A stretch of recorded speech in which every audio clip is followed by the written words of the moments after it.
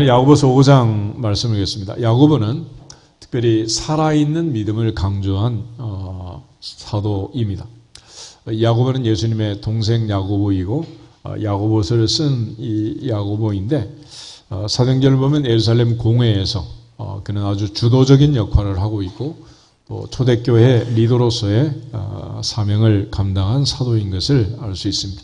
근데 이 야고보는 특별히 믿음을 강조했는데 야고보가 강조한 믿음은 성도들에게 믿음으로 살아야 할 것을 얘기하고 행함이 없는 믿음은 그 자체가 죽은 것이라고 강조합니다. 바울은 로마서와 갈라디아서에서 특별히 구원을 설명할 때 너희가 그 은혜에 의하여 믿음으로 말미암아 구원을 얻었나니 이것이 너희에게서 난 것이 아니요 하나님의 선물이다. 행위에서 난 것이 아니니 누구든지 자랑하지 못하게 하려 함이라 그랬습니다. 그래서 구원받는 믿음은 우리가 자랑할 수 없고 그것은 하나님의 주권적 역사로 하나님의 불가항력적 은혜로 부르심을 따라서 우리가 하나님의 자녀되는 구원의 반열에 서게 되는 그 은혜를 받게 된 것입니다. 그래서 우리가 하나님의 은혜로 믿어지는 믿음, 그것은 행위와는 관계가 없어요. 그런데 문제는 이제 그렇게 믿은 이후 자녀들의 삶은 반드시 행함이 있어야 한다. 그래서 행함이 없는 믿음은 그 자체가 죽은 것이다. 바울은 특별히 구원을 얻기까지의 믿음을 강조했다면 야고보는 믿은 이후의 삶, 생활 속에서의 믿음, 살아있는 믿음을 강조한 것입니다. 그리고 특별히 오늘 야고보는 그러한 삶 속에서의 믿음 중에 기도의 믿음, 믿음의 기도를 강조하고 있습니다. 오늘 13절에 보면 너희 중에 고난당하는 자가 있느냐? 그는 기도할 것이요 너희 중에 즐거워하는 자가 있느냐? 그는 찬송할지니라. 인생이 살면서 희노애락이 있고 오르막이 있고 내리막이 있고 이런 극한 상황들이 찾아오게 되는데 우리의 믿음은 바로 그때 필요한 것이고 그때 증명돼야 할 것을 강조해 주고 있습니다. 평소에는 잘 믿던 사람들도 고난이 오면 오히려 믿음이 퇴보하는 수가 있고 평소에는 하나님을 잘 섬기는 경우도 있지만 너무 하나님이 복을 많이 주시면 아굴이 염려했던 것처럼 하나님이 누구냐? 여호와가 누구냐? 난 모른다. 그러면서 교회로 오기보다 이제 교회로 다니는 이런 경우가 생기기 마련이에요. 그래서 야고보는 평소에 믿음도 중요하지만 이런 극한 상황이 생겼을 때 그때 믿음이 빛을 발해야 할 것을 강조해 주고 있습니다. 요즘 이제 산천초목이 푸르러지고 새싹이 나고 꽃이 피는 아름다운 봄동산, 꽃동산을 지금 이루고 있는데 이제 여름 태풍이 오게 되면 어느 나무가 뿌리가 깊은지 어느 전봇대가 잘 박혀 있는지 이제 표가 나게 될 거예요. 평소에는 알 수 없지만 고난이 오고 시련이 오면 뿌리가 깊은지 얕은지를 드러내게 되는 것처럼 진짜 믿음은 어떤 상황, 극한적인 상황에 왔을 때 그때 이제 빛을 발하게 된다라는 것입니다. 그래서 야고보는 특별히 고난당하는 자, 그런 기도해야 한다. 고난이 왔는데 기도하지 않고 오히려 사람을 찾고 여러 가지 인간적인 방법을 쓴다면 그는 믿음이 없는 거죠.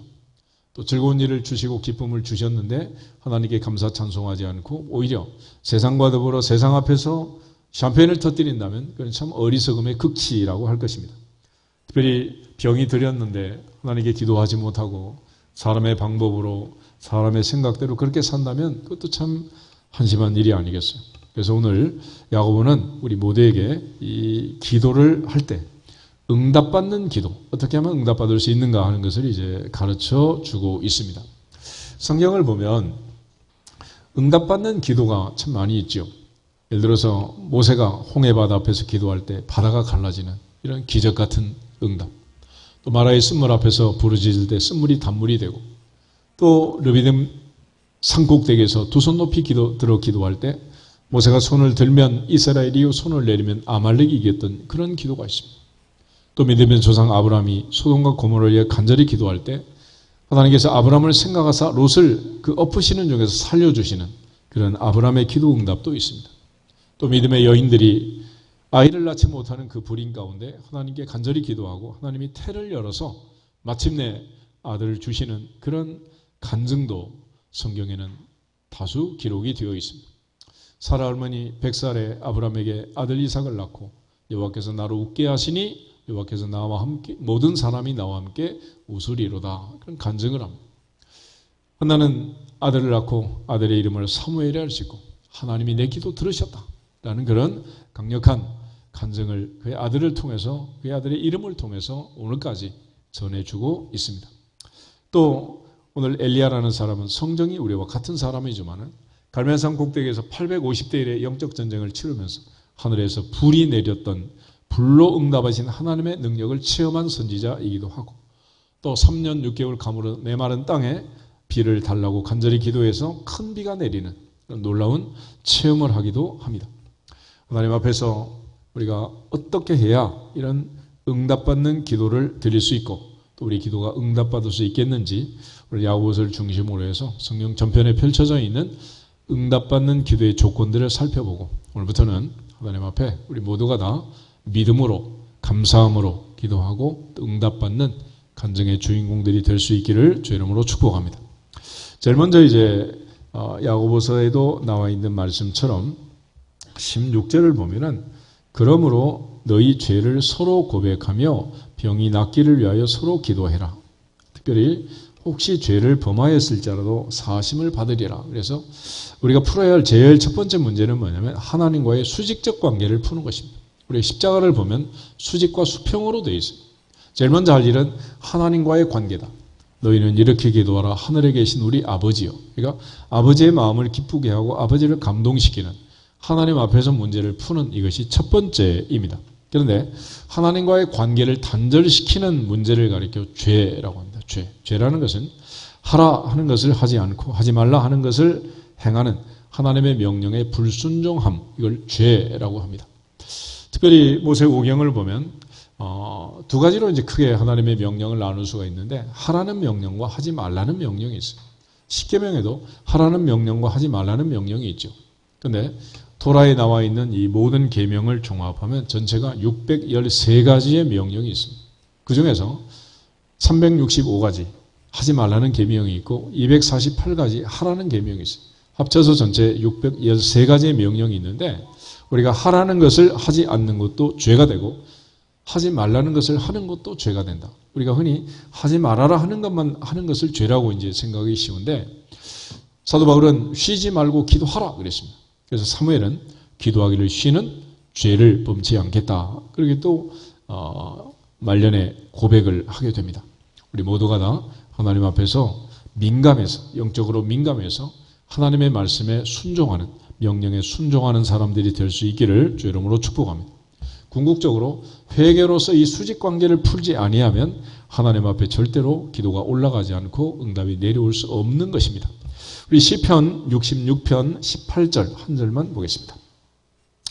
시편 66편 18절.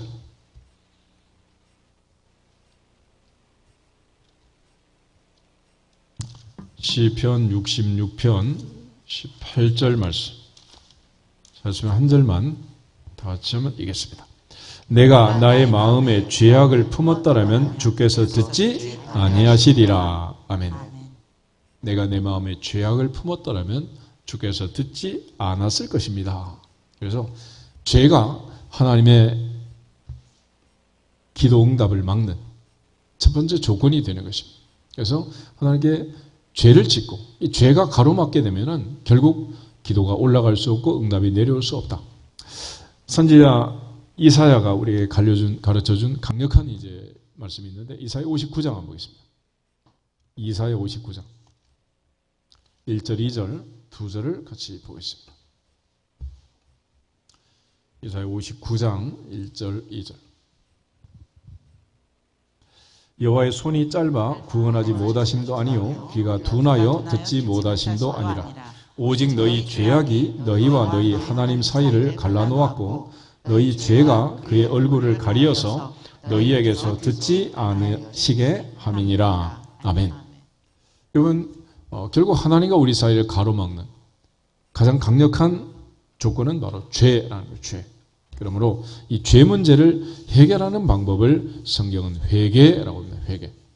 예수님이 십자가에 못 박은 오순절의 순례자들이 51년 6월절에 주님을 죽였던 그 죄를 해결하고 구원받는 방법을 베드로가 가르쳐줘요. 형제들아 우리가 어찌할꼬? 베드로의 설교를 듣고 그들이 십자가에 못 박은 예수님이 바로 우리의 구주라는 사실을 깨닫고 그들이 통회할 때 너희가 각각 회개해라. 각각 너희가 회개해서 예수 그리스도의 이름으로 세례를 받고 죄사함을 받아라. 그러면 성령의 선물을 받는다 그랬습니다. 한마디로 각각 회개하는 각각. 각각. 스가랴 12장에도 보면 남편과 아내가 따로따로 하라는 부모와 자녀가 따로따로 죄를 지은 그 사람이 각자 자기 죄를 자백하고 고백하는 것입니다. 이처럼 하나님 앞에서 이 문제가 해결이 되면 결국은 기도가 올라가고 응답이 내려온다 라는 것을 가르쳐 주고 있습니다. 요한에서 1장 8절, 9절, 10절에 가면 우리가 우리 죄를 자백하면 저는 미쁘시고 의로우사 우리를 모든 불의에서 깨끗하게 하실 것이요 만약 우리가 범죄하지 아니하였다면 하나님을 거짓말하는 자로 만드는 것이다 그랬습니다. 모두가 다 하나님 앞에 내가 죄인임을 인정할 때 하나님께서 주신 은혜와 복이 임할 줄로 믿습니다. 특별히 하나님 앞에서 이 죄사함이 얼마나 중요한가. 욥기를 보면 욥기가 42장까지 길어지는데 욥기가 이제 끝나는 장면을 보면 욥이 마지막 하나님 앞에 내가 지금까지는 귀로 듣기만 했지만 이제는 눈으로 주를 배웁나이다. 그러므로 내가 티끌과 제 가운데서 회개합니다. 그래서 회개합니다라는 말은 내가 죄인입니다라고 인정하는 것입니다. 우리의 신앙생활은 하나님이 주인이고 내가 종이라는 것을 인정하는 것입니다. 하나님께서 모든 것의 창조주이시고 주인이시고 우리는 관리자라는 것을 인정하는 것. 하나님은 전능하시고 나는 무능함을 인정하는 것입니다. 하나님은 전지하시고 나는 무지하다는 것을 인정하는 거예요. 그러므로 인간은 죄를 지었든지 안 지었든지 모태 출생부터 요람의 무덤에 장례 길치는 그 순간까지 인간은 죄인으로 태어나서 죄를 짓고 죄만 짓다가 결국 죄 가운데 죽는 것입니다. 그래서 내가 죄인이 아니다라는 것을 강력하게 증거하고 싶은 사람은 안 죽으시면 되는 거예요. 안 죽으면. 죄의 싹은 뭐다? 사망이라고 그랬잖아요. 우리가 이제 그 과수원에서 묘목을 기르는 것하고 인간이 죄인으로 태어나 사는 것은 같은 원리인데 예를 들어서 과수원에서 사과 묘목을 심었다 그래봐요. 이제 묘목이 싹이 나고 자라기 시작합니다. 아직 사과가 열려요? 안 열려요? 아직 뭐 안 열리지. 꽃이 피고 사과나무에 사과가 열리려면 최소한 5년, 6년, 7년 성장해야 이게 열리는 거지 금방 그렇게 열리는 게 아니에요. 그렇지만 이제 갓 자라는 사과나무 묘목도 사과가 안 열렸으니 사과나무가 아니다. 그래도 사과나무다? 그건 사과나무예요. 아직 꽃이 피지 않았어도 아직 열매가 맺히지 않았어도 사과나무 묘목은 여전히 사과나무인 거예요. 마찬가지로 아이들이 이제 태어나서 자기 몸을 일으키지도 못하고 걷지도 못하고 어린 아이지만 인간은 죄인으로 태어나서 죄 중에 태어나서 죄성을 가지고 이 세상에 왔기 때문에 아직 내가 끔찍한 범죄를 저지르지 않았다고 해도 여전히 어린 아이도 천사가 아니고 뭐다? 죄인이란 말이에요. 똑같은 거예요. 그러니까 인간이 꼭 무슨 뭐 큰 죄를 짓고 경찰서에 끌려가고 구치소에 들어가고 교도소에 감옥살이 하고 그래야만 죄인이 아니라 인간은 원천적으로 죄인인 거예요. 욥이 바로 그 사실을 깨닫게 됩니다. 내가 하나님 앞에서 얼마나 죄인인가.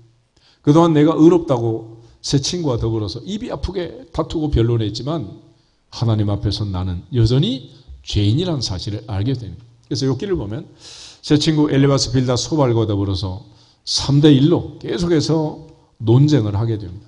제3의 인물 엘리후가 등장해도 욥은 물러서지 않습니다. 그러나 이제 마지막에 하나님이 등장해서 두 번의 테스트를 거쳐요. 하나님께서는 왜 그가 고난을 당하는가를 설명해 주지 않고 하나님께서 욥이 대답할 수 없는 문제들을 내기 시작합니다. 하늘과 땅과 바다와 산천초목의 문제를 동물학, 식물학, 천체학, 천문학, 바닷속 깊은 해양학에 이르기까지 수없이 많은 문제를 내요.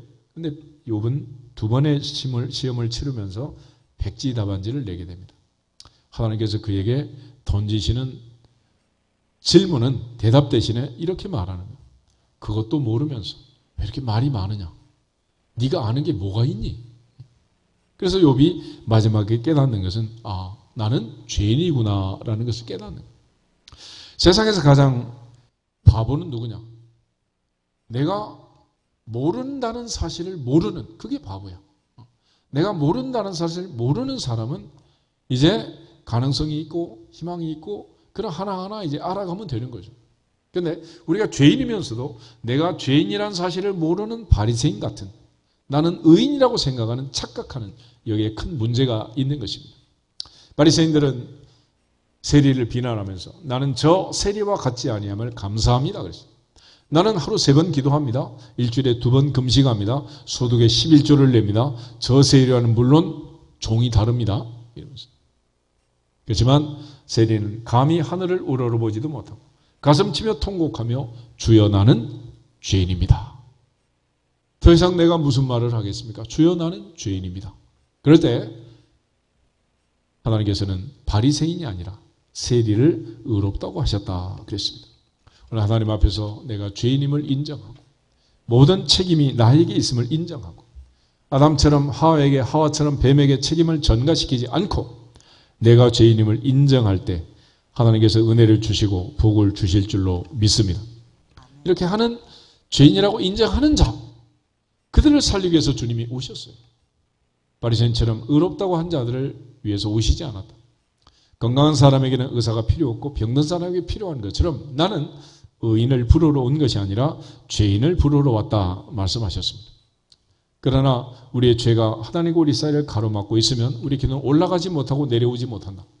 창세기 28장에는 오르락 내리락 하는 사닥다리의 천사들의 모습이 나옵니다.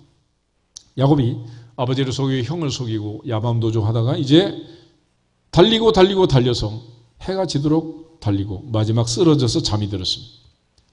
그날 밤 환상 중에 하나님이 다시 나타나셨어요. 사닥다리 하나가 돌베개로부터 하늘 꼭대기까지 닿았습니다.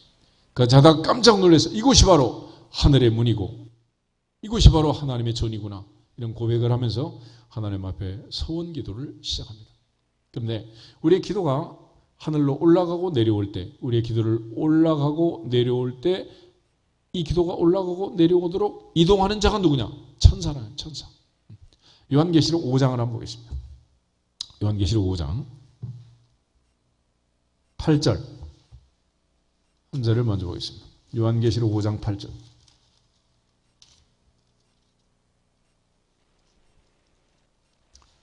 요한계시록 5장 8절. 그 두루마리를 취하심에 네 생물과 24 장로들이 그 어린 양 앞에 엎드려 각각 검은고와 향이 가득한 금 대접을 가졌으니 이 향은 성도의 기도들이라. 아멘. 하나님 보호자 앞에 향이 올라가는데 그 향을 옮기는 금 대접에 향이 가득한 그런 대접들이 이제 올라가게 되었습니다. 이 대접을 누가 옮기느냐? 8장을 한번 더 보시면 3절부터 5절. 8장 3절.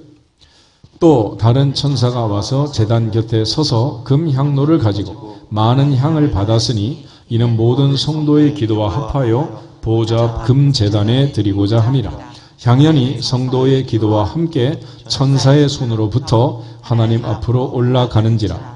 천사가 향로를 가지고 제단에 불을 담아다가 땅에 쏟음에 우레와 음성과 번개와 지진이 나더라. 아멘. 로마서 12장에 하나님께서 원수를 갚지 말아라. 내가 갚는다. 숯불을 머리에 쌓아두기만 해라. 숯불을 뒤집어 엎는 것은 누가 하신다? 하나님이 하신다 그랬어요.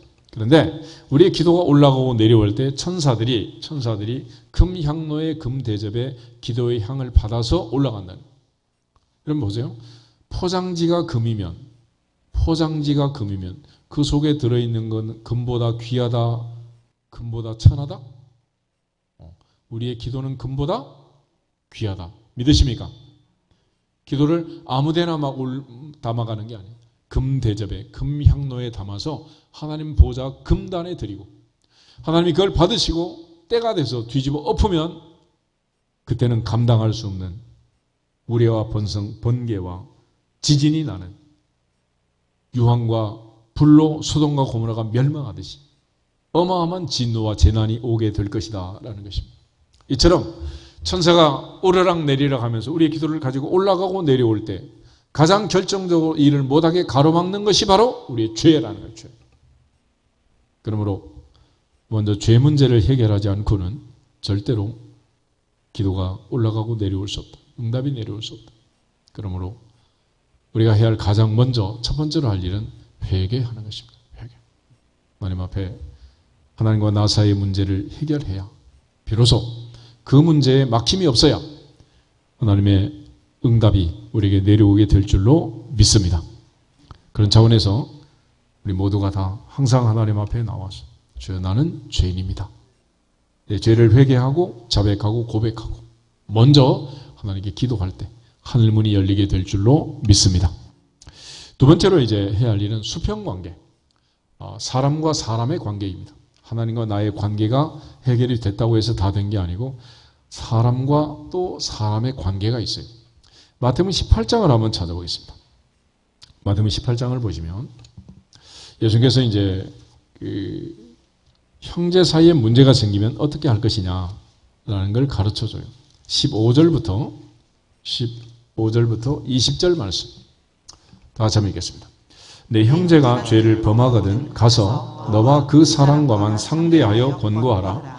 만일 들으면 내가 내 형제를 얻은 것이요 만일 듣지 않거든 한두 사람을 데리고 가서 두세 증인의 입으로 말마다 확증하게 하라. 만일 그들의 말도 듣지 않거든 교회 말하고 교회 말도 듣지 않거든 이방인과 세리와 같이 여기라. 진실로 너희에게 이르노니 무엇이든지 너희가 땅에서 매면 하늘에서도 매일 것이요 무엇이든지 땅에서 풀면 하늘에서도 풀리리라. 진실로 다시 너희에게 이르노니 너희 중에 두 사람이 땅에서 합심하여 무엇이든지 구하면 하늘에 계신 내 아버지께서 그들을 위하여 이루게 하시리라. 두세 사람이 내 이름으로 모인 곳에는 나도 그들 중에 있느니라. 아멘. 먼저 두 번째 해야 할 일은 용서하는 것입니다. 용서. 화해하고 용서하는 것. 특별히 형제 사이에는 이 미움과 시기, 질투, 사람과 사람 사이에는 미움, 시기, 질투 이것들이 수평관계를 깨뜨리게 됩니다. 그래서 관계가 좋으면 행복하게 되고 관계가 좋지 않으면 불행하게 되는데 이 관계는 어디서부터 시작하느냐. 태초에 하나님이 천지를 창조하고 사람을 만들었을 때 제일 먼저 형성된 관계는 남편과 아내, 아내와 남편의 관계. 이는 내 살 중에 살이요 뼈 중에 뼈다. 뼈 중에 뼈요 살 중에 살이다. 아담이 그렇게 노래를 했잖아요. 또 그 둘 사이에서 태어난 형제가 동감이 어찌 그리 아름다운 거. 그래서 형제 간의 관계가 좋아야 되는데 첫 번째 인간의 비극은 형이 동생을 죽이는 살인사건이었습니다. 우리가 실제로 용서함으로써 수평관계를 풀어야지 그러지 못하면 우리의 기도는 절대로 올라갈 수 없고 내려올 수 없다. 예수님께서 오늘 메고 푸는 말씀을 하시면서 메고 푸는 게 뭐냐? 합심해서 땅에서 두 사람이 합심해서 구하면 하늘에서도 풀리고 하늘에서 메인다 그랬습니다. 그러므로 하나님 앞에서 그렇게 할 수 있도록 서로 용서하고 화해하고 주 안에서 서로 사랑하는 형제 관계를 유지하는 것. 이것이 가장 중요한 일입니다. 마태복음 6장을 한번 찾아보시면 예수님께서 이제 제자들의 요청에 의하여 가르쳐준 기도, 주기도문이 나옵니다. 세례 요한은 자기 제자들에게 기도를 가르쳐 주는데 주님은 왜 우리에게 기도를 가르쳐 주지 않습니까? 그럴 때 예수님께서 너희는 이렇게 기도하라. 그러면서 하늘에 계신 우리 아버지여, 하늘에 계신 우리 아버지여, 너희는 이렇게 기도하라. 하늘에 계신 우리 아버지여, 아버지 앞에 기도하는 것이다 라는 걸 강조하면서 12절 말씀 같이 한번 읽겠습니다. 12절 우리가 우리에게 죄 지은 자를 사하여 준 것 같이 우리 죄를 사하여 주시옵고. 아멘.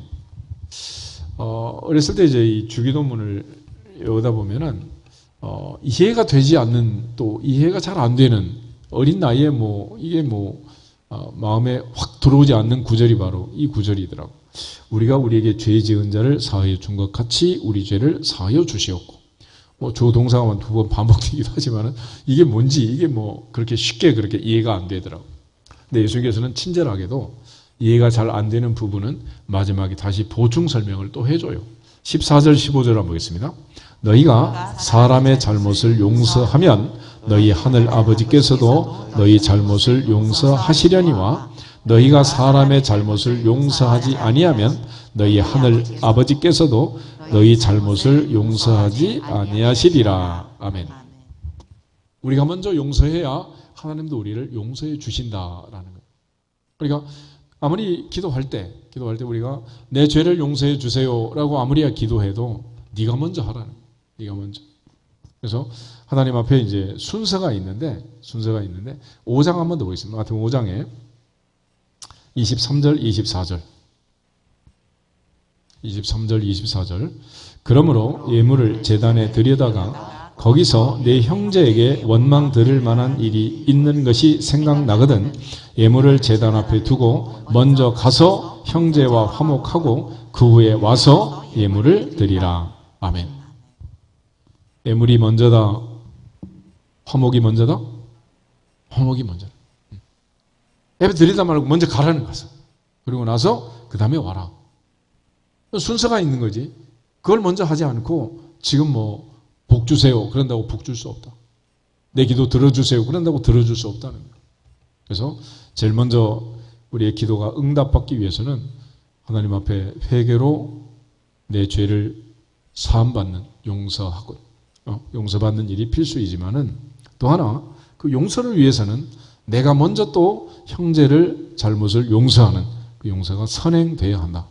그래서 하나님 앞에서는 회개하고 사람과 사람 사이에서는 용서하고 회개와 용서로 수직관계를 풀고 수평관계를 풀고 풀어야 그 다음에 이제 응답이 된다는 것을 강조해요. 베드로가 예수님께 질문을 했죠.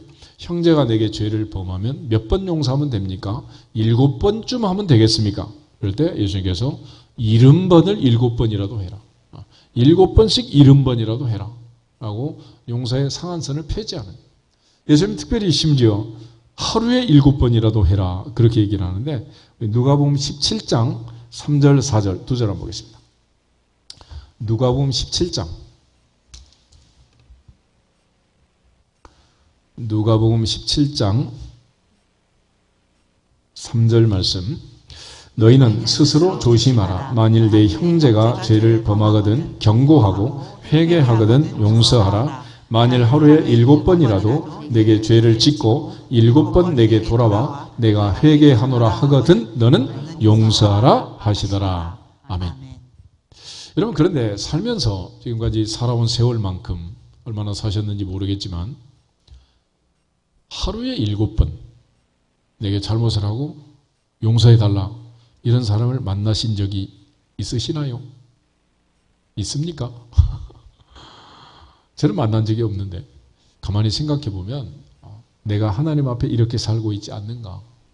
하나님이 나를 용서해 주지 않았 하나님께서 우리를 용서하지 않는다면 오늘도 이렇게 뻔뻔한 얼굴로 예배를 드리고 있을 수가 있겠어요? 이 뻔뻔한 얼굴로 하나님 앞에 고개 들고 예배를 드릴 수가 있겠냐? 그러니까 하나님이 우리를 그렇게 무한대로 용서해 주셨고 용서하셨기 때문에 주님은 너도 가서 그렇게 하라라고 말씀하시는 거예요.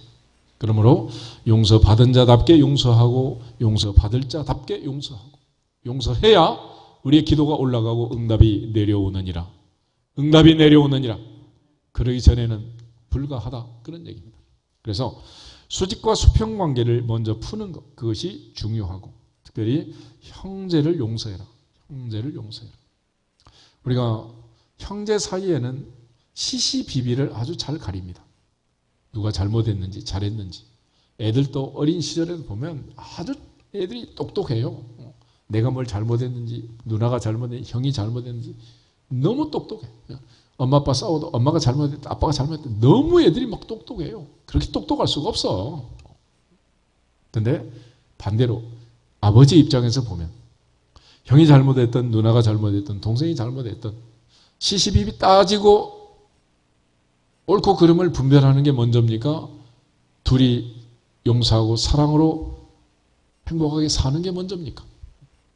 그래서 교회 내에서는 시시비비를 따지는 형제의 마음을 가진 똑똑한 성도들이 많으면 교회가 냉철하고 썰렁하고 차갑게 되는 거예요. 그러나 이 모든 것을 덮어주고 안아주는 아버지의 마음, 어머니의 마음을 가지고 돌보아주는 장로님, 권사님들이 많으면 교회가 푸근하고 따뜻한 교회가 되는 거예요. 아버지의 마음은 어떤 마음이냐? 이 문제를 풀지 않으면 아무리 잘하고 잘못한 시시비비를 가른 일이 있어도 하나님께서 복을 줄 수가 없다는 거예요. 그러므로 주 안에서, 성령 안에서 하나가 되는, 책임을 전가하고 미루기보다는 하나가 되는 우리 모두가 되기를 주 이름으로 축복합니다. 그래서 먼저 하나님 앞에 회개로 막힌 담을 헐고, 또 사람과 사람 사이의 용서함으로 막힌 담을 헐면 그때 비로소 하나님과 나 사이에 천군 천사가 매일같이 하늘 꼭대기에 다니는 사닥다리, 우리의 기도를 가지고 올라가고 응답이 내려오고, 올라가고 내려오고, 오르락 내리락, 올라가는 수레도 내려오는 수대로 가득가득 8톤 트럭으로 끊임없이 임하게 될 줄로 믿습니다. 그렇지만 그 문제가 해결이 안 되면 막히는 거예요. 올라갈 수도 없고 내려갈 수도 없고. 요즘 팬데믹 때문에 국경 봉쇄로 많은 어려움을 겪는 그런 지역들이 많지만은 봉쇄하면 끝나는 거 아니겠어요? 그걸 풀어야지. 하나님이 우리를 봉쇄하시면 그때는 the end, 끝이다. 영원한 종말이 되고 말 것입니다. 그 다음에 이제 야고보서를 보면 이처럼 수직 수평 관계를 풀면 그 다음에 할 일이 뭐냐? 15절을 보시면 믿음의 기도는 병든 자를 구원할 것이다. 주께서 그를 일으키실 것이다. 그랬습니다. 그때 비로소 이제 믿음이란 게 필요한 거예요. 그러니까 하나님과 나 사이에, 사람과 사람 사이에 이런 막힌 담이 흘리고 나면 그때는 이제 믿음이 필요합니다. 우리가 이제 같이 지금 같은 자리에서 예배를 드리고 있습니다. 하나님의 자녀가 되는 권세를 받았고 우리 모두 구원의 은혜를 입었고 또 같은 마음 같은 생각으로 또 찬송하고 기도하고 말씀을 듣고 있습니다. 그런데 어떤 사람은 응답을 받고 어떤 사람은 못 받냐는 거예요. 그건 또 무슨 차이가 있을까? 선지자 이사야부터 사도 바울까지 고민 중에 고민이 뭐냐? 우리가 전한 것을 누가 믿었느냐? 누가 믿습니까? 도대체 누가 믿습니까? 그 믿음은 누구한테 줍니까? 누구의 것입니까? 라는 거예요. 그래서 성경을 보면 믿음의 종류는 두 종류가 있어요. 하나는 구원받는 믿음, 그 은혜에 의하여 믿음으로 말미암아 구원을 얻는, 하나님이 은혜로 믿어지게 하시는 은혜로서의 믿음이 있어요. 또 하나는 고린도전서 13장을 보면, 고린도전서 13장은 무슨 장? 사랑장 그러지? 한번 찾아보세요. 13장 보시면 2절에 믿음, 소망, 사랑 이 세 가지는 항상 있을 것인데 그 중에 제일은 사랑이라고 있습니다. 그런데 믿음의 은사와 사랑을 비교하는 내용이 나옵니다. 그 중에 2절 말씀 한 절을 보겠습니다. 내가 예언하는 능력이 있어 모든 비밀과 모든 지식을 알고 또 산을 옮길 만한 모든 믿음이 있을지라도 사랑이 없으면 내가 아무것도 아니요. 아멘. 바울은 여기서 예언의 은사와 더불어서 믿음의 은사를 얘기합니다. 예수님 말씀에 그런 것도 있죠. 산을 향하여 바다에 던져지라 말하고 너희 중에 누구든지 산을 향하여 던져지라 말하고 말하는 것이 이루어질 줄 믿고 의심치 않으면 그대로 되리라. 그대로 되리라. 그거는 이 믿음의 은사라는. 그러니까 그런 믿음을 가진 사람보다도 사실은 뭐가 더 중요하다? 사랑이 중요하다. 그런 얘기야. 그러니까 여기서 말하는 믿음의 은사는 이거는 모든 사람에게 주신 것이 아니고 하나님께서 주시는 그 은사로서의 믿음을 얘기하는 거예요. 그러니까 우리가 기도할 때 어떤 사람은 믿음으로 기도하는데 어떤 사람은 기도하고도 자꾸 이제 의심하고 염려를 하게 되는 거죠. 그래서 우리가 이제 응답받는 믿음은 뭐냐? 은사로서의 믿음이 필요한 거예요. 은사로서. 그러니까 하나님께서 우리의 기도를 들으시고 응답한다는 사실을 분명히 믿고 또 믿어지는 믿음의 용사들이 되기를 주 이름으로 축복합니다. 그러니까 기도하는 사람도 믿음이 있고 기도받는 사람도 믿음이 있고 할머니 할아버지도 믿음이 있고 자녀들도 손자 손녀도 믿음이 있고 대대로 믿음의 가문이 돼야 되는데 우리가 구원받는 차원에서는 하나님께서 보편적으로 불강력적으로 무조건적으로 모든 사람이 무차별적으로 은혜를 주셔서 교회 안에는 모든 사람이 다 들어와 있어요. 그런데 그 중에서 어떤 사람은 또 특별히 하나님께서 은사를 주셔서 또 믿어지고 또 이런 능력을 행하게 되고 그런데 궁극적으로 이제 야고보는 바로 이 믿음을 강조합니다. 야고보서 1장 한번 찾아보겠습니다. 야고보서 1장에 보면 우리 기도할 때 야고보는 반드시 이제 믿음의 기도를 해야 응답받는다라는 걸 얘기해요. 1장 5절부터 8절을 보겠습니다. 5절 너희 중에 누구든지 지혜가 부족하거든 모든 사람에게 후히 주시고 꾸짖지 아니하시는 하나님께 구하라. 그리하면 주시리라. 오직 믿음으로 구하고 조금도 의심하지 말라. 의심하는 자는 마치 바람에 밀려 요동하는 바다물결 같으니 이런 사람은 무엇이든지 주께 얻기를 생각하지 말라. 두 마음을 품어 모든 일에 정함이 없는 자로다. 아멘. 너희 중에 누구든지 지혜가 부족하거든 그랬습니다. 지혜가 부족하다. 하나님 내게 지혜를 주세요. 내가 지혜가 참 부족합니다. 지혜를 주세요. 그럼 하나님 주신다는 거예요. 그러니까 지혜를 주세요. 그렇게 기도했으면 하나님이 주신 줄 믿으면 되는데 이게 이제 믿음이 없으면 어떻게 되나? 지혜를 주세요라고 구할 때도 정말 주실까라고 의심이 들어오고 이미 주셨는데도 주셨나? 안 주셨나? 또 이제 의심을 하고 자꾸 의심이 생기는 거예요. 이 두 마음 품어 안 된다. 다시 말하면 기도를 하는 사람도 기도를 안 하는 사람도 이제 하나님의 보호자 앞에서 우리 모두가 다 믿음 있는 사람이 돼야 되고 기도는 믿음으로 한다는 사실을 알고 믿음으로 하시면 되는 거예요. 근데 이게 그렇게 잘 안 되는 이유가 뭘까? 그건 바로 의심, 두 마음, 의심, 두 마음. 그러니까 기도하는 사람도 내가 기도하면 하나님 들으신다, 안 들으신다? 들으신다. 주신다, 안 주신다? 주신다. 믿으라는 거예요. 또 기도 안 하는 사람도 내가 기도하면 주신다, 안 주신다? 주신다. 내가 지금 너무 많이 줄까? 겁이 나서 못하는 거지? 하나님은 주신다. 나는 믿음을 가지라. 믿음을. 예수님 말씀이 그러잖아요. 산을 향하여 바다에 던져지라. 그렇게 말하고 믿으면 그대로 된다는 거예요. 그렇게 하는 사람은 또 믿음으로 선포하면 되고 안 하는 사람도 그냥 의심하면서 안 하면 그거는 불쌍한 거고 안 하더라도 이렇게 하라는 거예요. 안 하더라도 내가 그렇게 선포하면 산이 진짜로 옮겨줄 줄 믿고 겁이 나서 못하겠다. 이 정도 믿음은 있어야지. 이 믿음이 중요하다. 믿음. 오직 믿음. 할렐루야. 기도를 하더라도 믿음으로 안 하더라도 믿음으로. 이 믿음으로 하는 거예요. 믿음으로. 주님께서 이 세상에 오셔서 가장 기뻐했던 것은 믿음 있는 사람들을 만났을 때. 왜 마태복음 8장에 백부장을 만났을 때 예수님이 얼마나 기뻐했어요. 내가 이스라엘 중 아무에게서도 이만한 믿음을 보지 못했다. 네가 1등이다. 그렇죠. 하나님 앞에 우리 모두가 다 백부장처럼 칭찬받는 믿음의 용사들이 되기를 주 이름으로 축복합니다. 궁극적으로 기도는 오직 믿음으로 하는 것이다. 기도 외에 다른 곳으로는 이런 종교가 나갈 수 없다. 너희 믿음이 적었냐는 거다. 주님들 강조하셨는데 특별히 이 믿음이 필요한 때가 뭐냐? 바로 기도할 때. 기도할 때는 너희 말이 내 귀에 들린 대로 행하리라 말씀하신 그 하나님께서 반드시 그렇게 한다. 변화선 내려왔을 때 이 아버지가 예수님께 할 수 있거든 좀 도와주세요 그러잖아요. 그때 주님 하신 말씀이 할 수 있거든이 무슨 말이냐? 믿는 자에게는 능히 하지 못할 일이 없느니라. 할렐루야. 그러므로 하나님 앞에서 우리 모두가 다 가져야 할 것은 믿음인데 그 믿음은 뭘 믿는 거냐? 그러므로 전능하사 천지를 만드신 하나님 아버지를 믿는 것이고 하나님의 약속의 말씀을 믿는 거예요. 눈에 보이는 현상을 믿고 상황을 믿는 게 아닙니다. 현상과 상황을 보면 도저히 불가능하지만 그래도 하나님이 말씀하셨으니 그대로 될 줄로 믿습니다. 그래서 믿음의 조상이 된 사람이 누구라고? 아브라함. 그 아브라함은 어떤 믿음으로 믿음의 조상이 됐느냐? 로마서 4장 보겠습니다. 로마서 4장 보시면 사도 바울이 아브라함의 믿음을 설명해요. 믿음의 조상 아브라함은 도대체 어떻게 해서 믿음의 조상이 되었을까?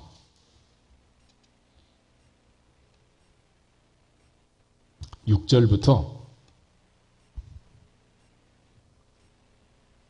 21절까지를 16절부터 21절까지 같이 한번 읽어보겠습니다.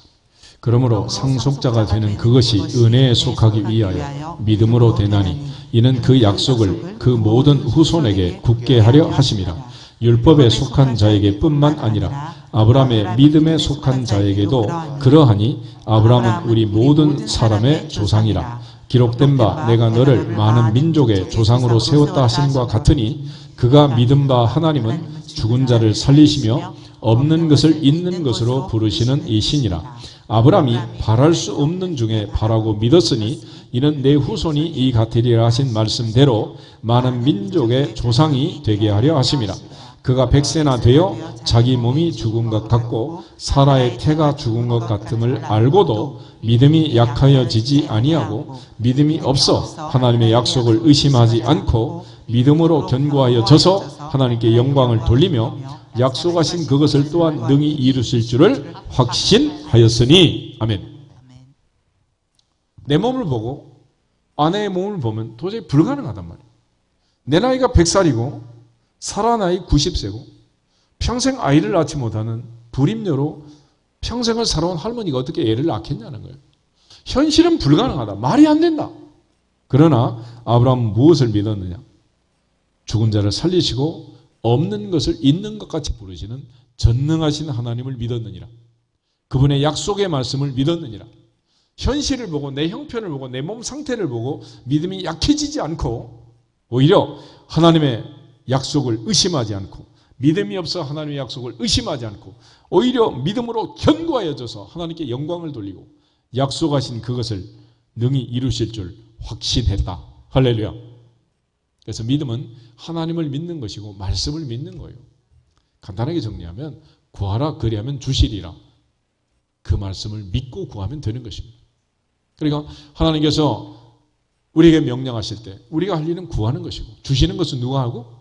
하나님이 하시는 거예요. 그러니까 하나님이 할 걸 너무 염려하지 마라. 하나님이 하실 걸 네가 왜 염려하냐? 너는 구하기만 해라. 구하기만 해라. 그럼 하나님 주신다는 거예요. 그렇게 해서 아브라함은 믿음의 조상이 되었다. 그러므로 오직 믿음으로 구하고 조금도 의심하지 말라는 것은 전능하사 천지를 만드신 하나님을 믿고 그분이 약속하신 약속을 반드시 지키실 것을 믿고 구하라는 거예요. 조금도 의심하면 안 된다. 의심하면 안 된다. 그러므로 하나님 앞에 오직 믿음으로 구하고 조금도 의심하지 말라 하신 말씀은 바로 그런 차원에서 우리에게 주어진 말씀이고 이제는 우리가 기도할 때 구하는 자는 얻게 하시고 찾는 자는 찾아내게 하시고 두드리는 자에게는 닫힌 문들을 열어주실 것을 약속하신 그 하나님께서 신구약 성경에 수없이 많은 기도 응답을 기록하고 있잖아요. 그들이 어떻게 해서 그렇게 구원을 받고 응답을 받은 거냐? 오직 믿음으로. 오직 믿음으로. 조금도 의심하지 않았다라는 것입니다. 예수님께서 의심 많은 도마를 부활 후에 다시 한번 재발을 시켜가지고 고치잖아요. 믿음 없는 자가 되지 말고 제발 제발 제발 믿는 자가 되라. 믿는 자가 되라. 옆구리에 창자국 손에 못자국 만져보지 않고 못 믿겠다. 그렇게 도마는 의심하지만 주님께서는 다 보여주시면서 너는 나를 본고로 믿느냐 보지 못하고 믿는 자들은 복되도다 말씀하셨어요. 우리 모두가 다 하나님 앞에 응답 받고 나서 믿습니다. 아 그렇군요. 그렇게 하는 게 아니라 믿음으로 기도할 때 하나님의 기적이 임할 줄로 믿습니다. 그 다음에 이제 네 번째 방법은 뭐냐면 오늘 야고보서 5장 다시 보시면 서로 기도하라, 서로 고백하라, 서로라는 말이 있어요. 다시 말하면 합심기도 내지는 중보기도 뭐 그렇게 얘기할 수도 있겠는데 여기서는 이제 합심기도가 중요해요. 합심기도. 서로 기도. 너는 나를 위해서, 나는 너를 위해서. 너는 나를 위해서, 너는 나를 위해서. 같은 기도 제목을 가지고 한 마음으로 기도하는 것입니다. 베드로가 사도행전 12장을 옥에 갇혔습니다. 교회가 그를 위해서 간절히 기도했어요. 그런데 베드로가 자다가 깨가지고 정신을 차려보니까 밖에 나와 있는 거예요. 어떻게 된 거냐? 베드로가 갑자기 손발이 풀려가지고 꿈냐 생시냐? 그때 하나님께서 베드로에게 알려주세요. 사도행전 12장 한번 보실까요? 사도행전 12장.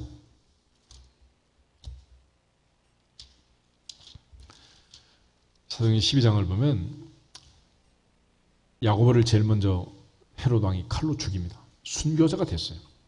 그리고 5절을 보면 이에 베드로는 옥에 갇혔고 교회는 그를 위하여 간절히 하나님께 기도하더라 그랬습니다. 그때 하나님께서 베드로를 이제 끄집어내 가지고 베드로에게 보여준 게 있어요.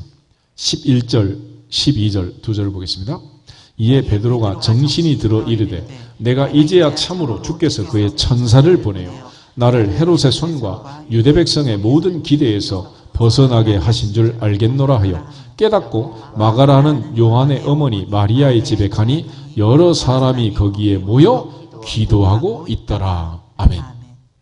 천사가 이처럼 나를 끄집어서 이렇게 꺼낸 이유가 뭔지를 마지막에 알려주는 거예요. 베드로야, 너 그냥 나온 거 아니다. 모든 성도들이 합심 기도해서 내가 그 기도에 대한 응답으로 천사를 보내서 너 꺼내준 거다.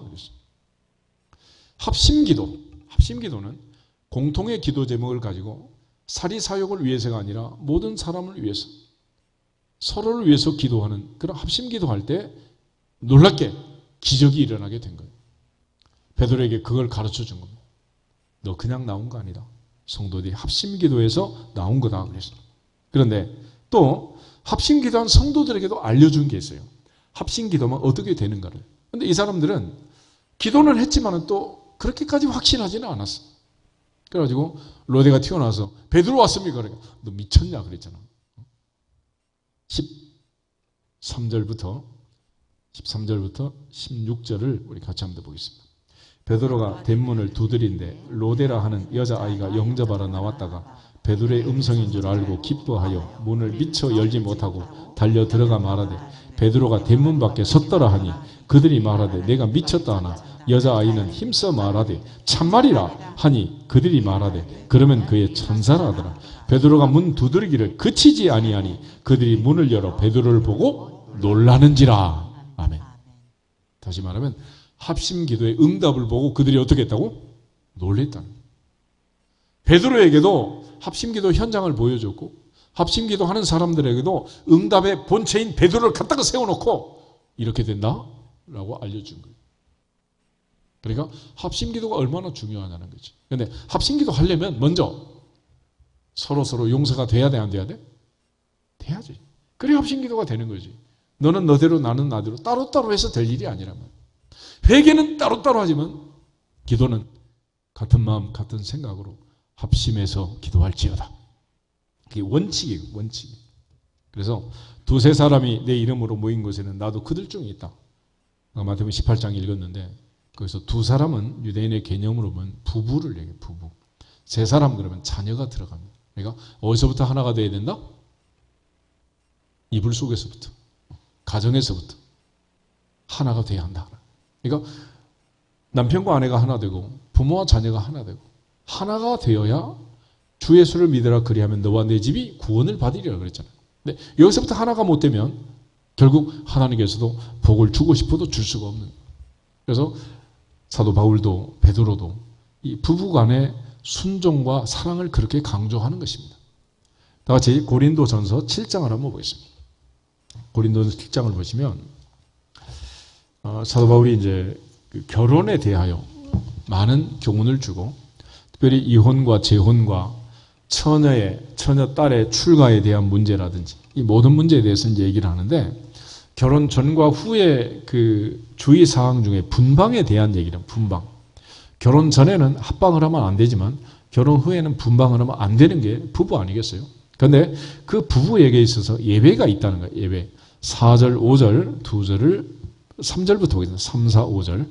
남편은 그 아내에 대한 의무를 다하고 아내도 그 남편에게 그렇게 할지라 아내는 자기 몸을 주장하지 못하고 오직 그 남편이 하며 남편도 그와 같이 자기 몸을 주장하지 못하고 오직 그 아내가 하나니 서로 분방하지 말라. 다만 기도할 틈을 얻기 위하여 합의상 얼마 동안은 하되 다시 합하라. 이는 너희가 절제 못함으로 말미암아 사탄이 너희를 시험하지 못하게 하려 함이라. 아멘. 그러니까 이런 그 부부간의 의무와 정해진 원칙을 얘기하면서도 거기서 예외 조항을 두었어요. 그게 뭐냐? 분방할 수 있는 합당한 이유. 그는 기도할 틈을 얻기 위해서. 그때는 해도 좋다. 그랬습니다. 그 외에는 안 된다는 거예요. 그 다음에 베드로전서 3장을 한번 보겠습니다. 사도 베드로는 특별히 이제 장모님이 등장한 제자이잖아요. 그러니까 출가한 이후에 그가 이제 예수님의 제자가 되었는데 특별히 사도 베드로는 남편과 아내 사이를 강조했어요. 1절에 보면 아내들아 이와 같이 자기 남편에게 순종하라. 이는 혹 말씀을 순종하지 않는 자라도 말로 말미암지 않고 그 아내의 행실로 말미암아 구원을 받게 하려 합니다. 라고 말하면서 아내가 순종한 대표적인 예로 사라 할머니를 얘기하는 거예요. 우리 6절 한번 보겠습니다. 사라가 아브라함을 주라 칭하여 순종한 것 같이 너희는 선을 행하고 아무 두려운 일에도 놀라지 아니하면 그의 딸이 된 것이니라. 아멘. 그러니까 사라 할머니가 아브라함 할아버지에게 순종한 것처럼 아내는 남편에게 어떻게 해라? 순종하라는 거예요. 왜 그렇게 해야 되느냐라는 거예요. 또 7절을 보면 남편들은 아내를 귀하게 여기라 그랬습니다. 왜 그렇게 해야 되느냐? 7절 한 번 더 보겠습니다. 남편들아 이와 같이 지식을 따라 너희 아내와 동거하고 그를 더 연약한 그릇이요 또 생명의 은혜를 함께 이어받을 줄 알아 귀히 여기라. 이는 너희 기도가 막히지 아니하게 하려 함이라. 아멘. 여기 보면 남편들에게 있어서 가장 중요한 일, 아내를 어떻게 해라? 귀하게 여기라. 귀하게. 가장 귀하게 여기라. 목적은, 마지막 종착역은 뭐가 막히지 않게? 기도가 막히지 않게. 그러니까 베드로가 지금 얘기하는 건 그래요. 내가 평생 살아보니 이 기도가 막히지 않으려면 순종하고 사랑하는 이게 중요하다라는 거예요. 그러므로 하나님 앞에서 합심기도할 때, 특별히 남편과 아내가 합심하고 부모와 자녀가 합심하고 모든 가정이 합심하고 온 교회가 마침내 합심해서 기도하면 옥에 갇혔던 베드로가 탈옥하게 된 것처럼, 또 모든 성도들이 합심기도해서 베드로를 탈옥시킨 것처럼 반드시 하나님께서 응답하실 줄로 믿습니다. 특별히 르비딘산 꼭대기에서 모세가 기도할 때 손을 들면 모세에게로 손을 내리면 아말렉이 이겼잖아요. 혼자 어떻게 그렇게 하루 종일 손 들고 기도를 하겠어요? 그래서 모세를 앉혀놓고 양쪽에서 아론과 훌이 붙들어가지고 하루 종일 여호수아가 승전했다. 그런 기록을 저기 17장에서 보게 됩니다. 하나님 앞에 우리 모두가 합심하면 반드시 응답할 줄로 믿습니다. 이 합심기도의 종착역은 욥이라는 사람인데 욥기 42장 한번 찾아보겠습니다. 욥기 42장을 보면 특별히 하나님께서 그 욥에게 그 긴 여정을 통해서 회개하고 또 새 친구를 용서하도록 합니다.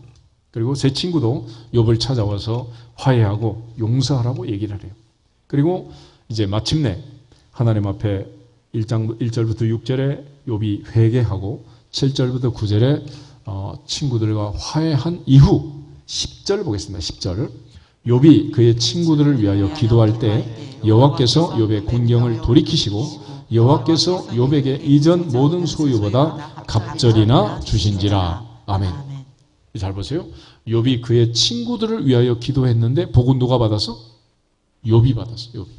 그러니까 남편을 위해 기도하면 복은 누가 받는다? 아내가 받고, 아내를 위해서 기도하면 남편이 받고, 너를 위해서 기도하면 내가 받고, 나를 위해서 기도하면 네가 받고. 서로 기도, 합심 기도는 이런 놀라운 효과가 있어요. 그래서 아브라함이 기도할 때 아브라함을 생각해서 롯을 살려주신 것처럼 하나님은 기도하는 그 사람을 생각하는 그 사람. 욥이 위해서 기도한 친구들도 중요하지만 기도한 욥에게 하나님께서 갑절의 복을 주신 거예요. 그러므로 우리가 먼저 이처럼 응답받는 기도를 하려면 하나님 앞에 수직적으로 회개하고 수평적으로 용서할 뿐만 아니라 이제는 전능하신 하나님을 믿고 약속의 말씀을 믿고 믿음의 조상 아브라함처럼 내 몸이 죽었어도 사라의 태가 죽었어도 그 약속을 이루실 하나님을 확실하게 믿을지어다. 조금도 의심하지 말지어다.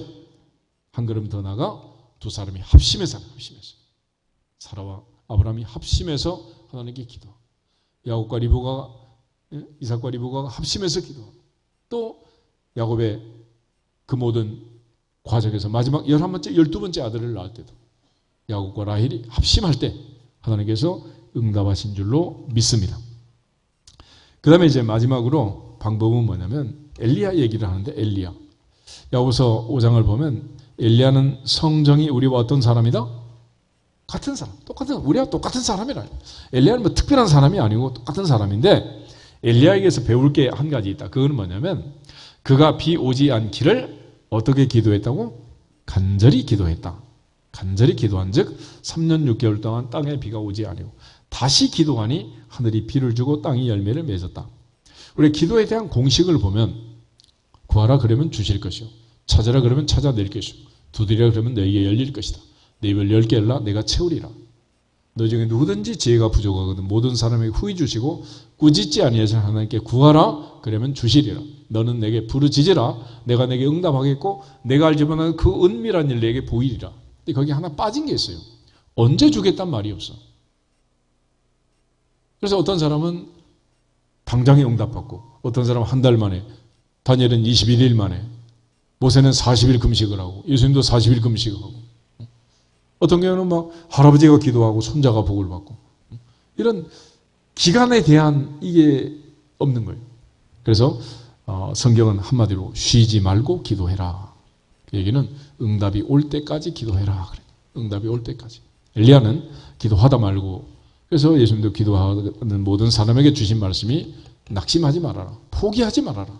때가 이르면 거둔다. 그래서 기도는 반드시 응답된다. 그러나 때와 시기는 누가 정한다? 하나님이 정한다. 하나님이 정한다. 그런 차원에서 반드시 응답이 올 때까지 기다리고 하나님께 기도할 수 있기를 주의 이름으로 축복합니다. 흔히 인디안의 기도는 기우제를 드리는 인디안의 기도는 한 번도 실패한 적이 없다 그러잖아요. 왜 그러냐? 인디안들은 비가 올 때까지 기도를 한대요. 그렇게 기도한 사람 또 한 사람이 있는데 창세기 25장 보시죠. 창세기 25장. 믿음의 조상 아브라함이 100살에 낳은 아들 이삭. 이삭이 장가를 들었는데 그의 아내의 이름은 리브가였습니다. 리브가. 근데 그가 장가들 때 나이가 자그마치 40살이었어요. 19절, 20절 두 절을 보겠습니다. 아브라함의 아들 이삭의 족보는 이러하니라. 아브라함이 이삭을 낳았고 이삭은 40세의 리브가를 맞이하여 아내를 삼았으니 리브가는 밧단 아람의 아람 족속 중 부두엘의 딸이요 아람 족속 중 라반의 누이였더라. 아멘. 몇 살에 장가 갔다고? 40살. 그럼 아브라함은 몇 살? 140살. 140살 아브라함이 40살 아들을 장가 보낸 거예요. 근데 며느리를 데려왔는데 21절 보면 이삭이 그의 아내가 임신하지 못함으로 그를 위하여 여호와께 간구했다 그랬습니다. 그래서 임신하지 못했다라는 말은 원문의 뜻은 뭐냐면 불임녀였다. 불임녀였다. 라비 성경은 she was barren 그래. 불모지 같은 여자. 불임녀. 애를 낳지 못하는. 그러니까 하나님께서 약속을 할 때는 하늘의 별처럼 바다의 모래처럼 아들 주겠다고 해놓고 며느리 데려올 때는 애도 못 낳는 여자를 데려오면 어떡해? 희한한 일이 또 벌어졌잖아. 그런데 이삭은 간절히 기도했다는 거예요. 그리고 하나님이 그 간구를 들으심으로 리브가가 임신했다. 그러니까 리브가를 붙들고 배에다 손으로 깐수기도 세게 하니까 금방 애가 들어선 것 같은데 결국 그런 게 아니야. 25절, 26절 마지막 두 절 한번 보겠습니다. 먼저 나온 자는 붉고 전신이 털옷 같아서 이름을 에서라 하였고 후에 나온 아우는 손으로 에서의 발꿈치를 잡았으므로 그 이름을 야곱이라 하였으며 리브가가 그들을 낳을 때 이삭이 60세였더라. 몇 살? 그러면 기도를 몇 년 한 거예요? 20년이에요. 20년. 그러니까 하나님께서 약속하신 그 약속을 믿고 아브라함은 100살의 아들을 낳고 이삭은 40의 장가들로 환갑의 쌍둥이를 낳고 그러니까 아브라함이 이삭을 낳고 이삭이 야곱을 낳고 난이도로 따지면 똑같은 거예요. 그런데 공통점은 뭐냐? 언제 준다는 말이 없는 거예요. 그래서 하나님의 보좌 앞에서 우리가 쉬지 말고 기도하되 언제까지? 주실 때까지 응답 받을 때까지. 할렐루야. 항상 기도하라. 그러나 낙심하지 말아라. 포기하지 말아라. 포기하지 않으면 때가 이름에 거두리라 그랬습니다. 성경을 통해서 특별히 야고보서를 통해서 이 5가지 원리를 잘 기억하시고 오늘부터는 기도를 하든 안 하든 하나님 반드시 응답 주실 것을 믿고 믿음의 기도를 드릴 수 있기를 주님의 이름으로 축복합니다. 무엇보다도 죄 문제를 해결하고 두 번째는 사람 사이에 용서하고 세 번째는 오직 믿음으로 구하고 조금 더 의심하지 말고 네 번째는 합심해서 서로 기도해라. 그리고 마지막은 쉬지 말고 응답 주실 때까지 간절히 기도할지어다. 아멘.